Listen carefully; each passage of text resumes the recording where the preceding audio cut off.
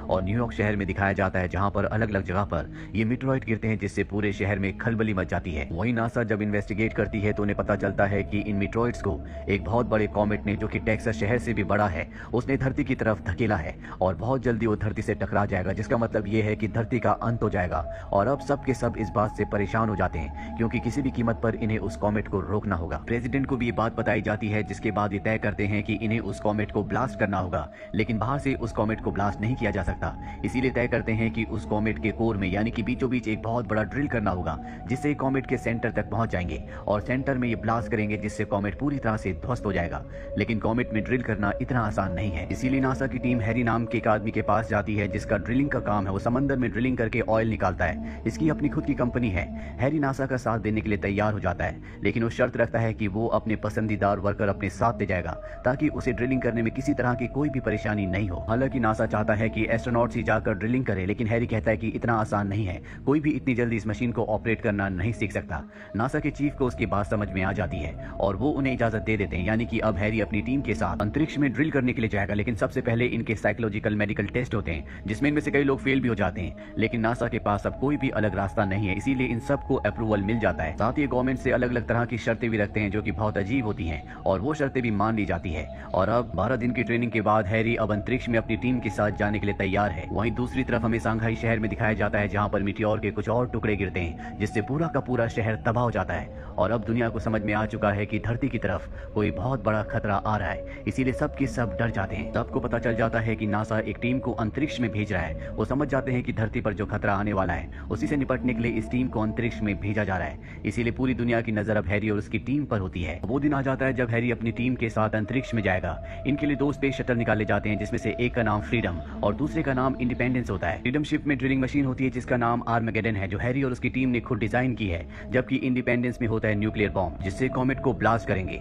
अब दोनों स्पेसशिप अंतरिक्ष में पहुंच जाते हैं। सबसे पहले अंतरिक्ष में एक स्पेस स्टेशन होता है, जो कि रशियंस का होता है। ये उसके साथ अपने स्पेस शिप्स को डॉक करते हैं, यानी कि जोड़ देते हैं। दरअसल इन्हें अपने आगे के सफर के लिए फ्यूल की जरूरत है, इसीलिए इन्होंने यहाँ पर स्पेस स्टेशन के साथ डॉक किया होता है। और अब ये अपने स्पेस शिप्स के अंदर फ्यूल को ट्रांसफर करना शुरू कर देते हैं। यहाँ पर एजे को ड्यूटी दी जाती है कि जब ये 2% हो जाए तो उसे बंद कर देना है, और कुछ ही देर में फ्यूल 200% तक फुल हो जाता है। और अब जैसे एजे उसके हैंडल को नीचे करके उसे बंद करने की कोशिश करता है, तो हैंडल टूटकर उसके हाथ में आ जाता है और फ्यूल लीक होना शुरू हो जाता है, जिस वजह से स्पेस स्टेशन में आग लगना शुरू हो जाती है। और अगर इन सबको अपनी जान बचानी है तो जल्द से जल्द इन्हें फ्रीडम और इंडिपेंडेंस दोनों स्पेसशिप को लेकर यहाँ से निकलना होगा। ब्लास्ट होने से पहले दोनों के दोनों स्पेसशिप लेकर यहाँ से निकल जाते हैं, और अगले पल दिखाया जाता है कि रशियन स्पेस स्टेशन पूरी तरह से ब्लास्ट हो गया। और ये कॉमेट को ध्वस्त करने के लिए अपने स्पेसशिप लेकर चांद तक पहुंच जाते हैं। ये चांद की दूसरी तरफ से जाते हैं, जो कि बहुत ही खतरनाक होता है, और जल्दी ये उस कॉमेट तक पहुंच जाते हैं, जो कि बहुत विशाल है। और इसी कॉमेट के अंदर इन्हें ड्रिल करके न्यूक्लियर बॉम्ब को फिट करना है, ताकि ये उसे ब्लास्ट कर दें, जिसके बाद वो बड़े बड़े टुकड़ों में बट जाए, जो अर्थ पर ना गिरकर अर्थ के आसपास से निकल जाए। लेकिन अब इनके स्पेसशिप के आसपास बड़ी बड़ी डेब्रिज, यानी कि बड़े बड़े पत्थर उड़ रहे होते हैं, जिस वजह से इन्हें बहुत प्रॉब्लम आ रही होती है। और तभी कुछ टुकड़े इंडिपेंडेंस स्पेसशिप से टकराते हैं, जिस वजह से वो उस कॉमेट के ऊपर क्रैश हो जाता है। यहाँ पर पायलट के साथ और भी कुछ लोग मारे जाते हैं। एजे भी इसी स्पेसशिप में होता है, और जब उसे होश आता है तो वो देखता है कि उसके कुछ साथी मारे जा चुके हैं, जिस वजह से वो पूरी तरह से टूट जाता है। लेकिन अब भी उसके कुछ साथी जिंदा होते हैं, और वो उनके साथ स्पेसशिप से बाहर निकलता है। इनके पास एक ड्रिल मशीन भी है, जिसका नाम आर्मेगेडन है, और वो उस ड्रिल मशीन को लेकर उसके सरफेस पर जाते हैं, जहाँ पर इन्हें ड्रिलिंग करनी है, और उसके बाद उसके कोर में न्यूक्लियर बॉम्ब को फिट करके इसे ब्लास्ट करना है। अब एजे इस ड्रिलिंग मशीन को ऑन करके अपने दूसरे साथियों को ढूंढने के लिए निकल जाता है। वहीं हैरी को दिखाया जाता है, जो अपनी टीम के साथ सेफली लैंड कर जाता है, लेकिन जो इनकी लैंडिंग की पोजीशन थी वो यहाँ से 50 किलोमीटर दूर होती है, और अब इन्हें यहीं पर ड्रिलिंग करनी होगी। और ये जो सरफेस होता है बहुत ज्यादा हार्ड होता है, पर अब इनके पास कोई भी ऑप्शन नहीं है, इसीलिए हैरी अपनी टीम के साथ यहाँ पर ड्रिल करना शुरू कर देता है। पर सतह इतनी ज्यादा हार्ड होती है कि इनकी एक ड्रिल टूट जाती है, और जल्दी अगर इन्होंने गहरा ड्रिल नहीं किया तो धरती हमेशा के लिए खत्म हो जाएगी। नासा से इनका संपर्क टूट चुका था, पर एक बार फिर से इनका नासा से संपर्क हो जाता है। नासा इन्हें बताती है कि वक्त के हिसाब से अब तक तुम्हें 500 फीट नीचे ड्रिल कर देना चाहिए था, लेकिन अभी तक ये ड्रिल कर ही नहीं पाए होते, जिसका मतलब ये है कि इनका मिशन लगभग पूरी तरह से फेल हो चुका है। अब जो नासा का चीफ होता है वो हैरी से कहता है कि तुम्हें काम बंद करना होगा, और जो तुम्हारे पास न्यूक्लियर बॉम्ब है उसे सतह पर ही ब्लास्ट करना होगा, क्योंकि अब इनके पास और कोई भी ऑप्शन नहीं है। हैरी को ऑर्डर मिल जाते हैं, लेकिन हैरी ऐसा नहीं करना चाहता, इसीलिए वो सबसे बात करता है, लेकिन उसकी बात को डिसअप्रूव कर दिया जाता है, और नीचे से न्यूक्लियर बॉम्ब को एक्टिवेट कर दिया जाता है। इनके पास अब कुछ ही मिनट्स हैं, जिसके बाद ये न्यूक्लियर बॉम्ब फट जाएगा, और इन्हें उसके फटने से पहले यहाँ से निकलना होगा, जो अपने आप में एक असंभव बात है। लेकिन एक बार फिर से बॉम्ब को रोक दिया जाता है, ताकि इन्हें यहाँ से निकलने का मौका मिल जाए। वहीं हैरी पायलट को बोलता है कि अब हमें फैसले करने होंगे।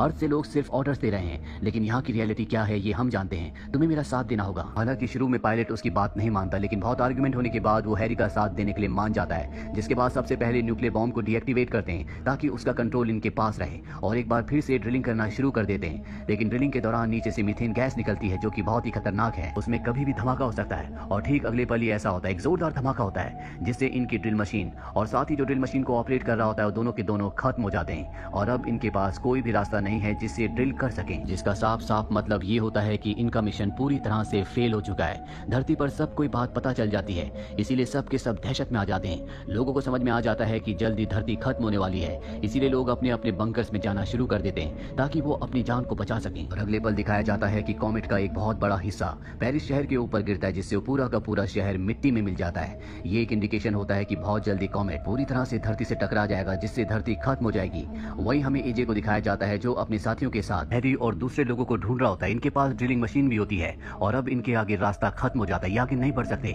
इसीलिए अपनी मशीन के थ्रस्टर्स को ऑन करते हैं, जिससे इनकी मशीन हवा में उड़ना शुरू हो जाती है। और काफी मुश्किलों का सामना करने के बाद ये लैंड करते हैं और हैरी तक पहुंच जाते हैं। हैरी ने देखकर बहुत खुश होता है क्योंकि इनके पास ड्रिलिंग मशीन होती है, और एक बार फिर से ड्रिलिंग करना शुरू कर देते हैं। ड्रिलिंग मशीन को एजे ऑपरेट कर रहा होता है, और जल्दी ये 800 फीट नीचे पहुंच जाते हैं, जिसके बाद मीथेन गैस एक बार फिर से निकलना शुरू हो जाती है। और एजे बड़ी ही सावधानी से लगातार नीचे ड्रिल करता ही चला जाता है। हालांकि गैस का प्रेशर लगातार बढ़ता जाता है, लेकिन एजे सब कुछ बहुत सावधानी से करता है, जिससे इनकी ड्रिलिंग मशीन को कोई नुकसान नहीं पहुंचता। पर प्रेशर लगातार बढ़ने की वजह से इनके न्यूक्लियर बॉम्ब का ट्रिगर टूट जाता है, जिसका मतलब ये है कि अगर इन्हें ब्लास्ट करना है तो किसी एक को बॉम्ब के साथ रहकर उसे एक्टिवेट करना होगा, नहीं तो बॉम्ब कभी ब्लास्ट नहीं हो पाएगा। ये सब के सब वापस अपने स्पेसशिप के अंदर आ जाते हैं, और अब ये एक गेम खेलते हैं जिसमें जिसका नाम भी आएगा उसे बॉम्ब को एक्टिवेट करने के लिए सतह के यानी कि कोर के अंदर जाना होगा, और नाम एजे का आता है, जिसका मतलब ये है कि एजे की अब मृत्यु होने वाली है। वो अपने आप को सेक्रीफाइस करके इस पूरी जगह को ब्लास्ट कर देगा। हैरी उसे न्यूक्लियर बॉम्ब के चेंबर तक ले जाता है, लेकिन इससे पहले कि एजे उसके अंदर जाता, हैरी खुद उस चेंबर के अंदर जाकर अंदर से डोर को लॉक कर देता है, और एजे से कहता है कि तुम मेरे वो बेटे हो जो मैं हमेशा चाहता था कि मेरा बेटा हो, तुम मेरी बेटी का ध्यान रखना।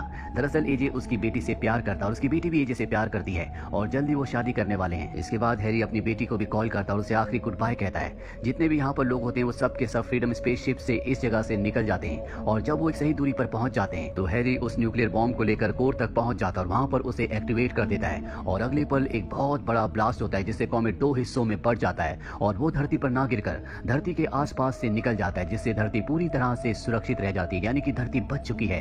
हैरी ने अपनी जान देकर पूरी मानवता को बचा लिया, वरना आज इस कॉमेट से पूरी धरती खत्म हो जाती। और इसी के साथ ये फिल्म, ये कहानी यहीं पर खत्म हो जाती है। उम्मीद करते हैं कि ये कहानी आपको पसंद आई होगी।